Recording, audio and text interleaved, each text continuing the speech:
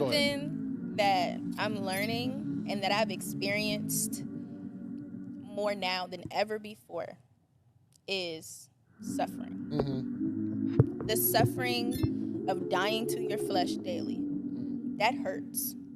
To die to ways that you have made beds and comfort in some of our lifestyle choices, in some of our sin, in some of our who we are, right? I looked at suffering as such like it wasn't supposed to happen at first. Like if I have to suffer for it, it can't be God. If I have to hurt for it, it can't be. Then I had to learn. That man got up on that cross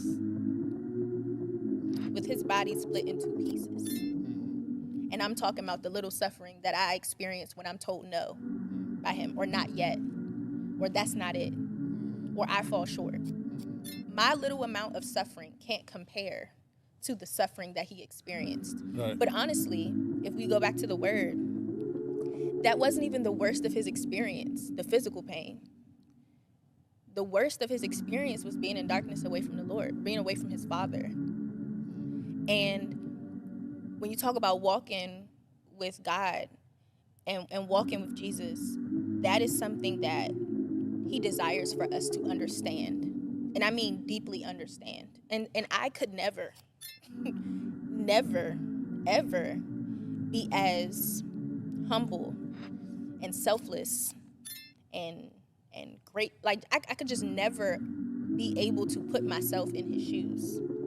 But to experience pain in that magnitude, and for the most pain of it all to be the fact that you existed in darkness for moments for what was it, 6 hours without your Father, and that was the worst part for you.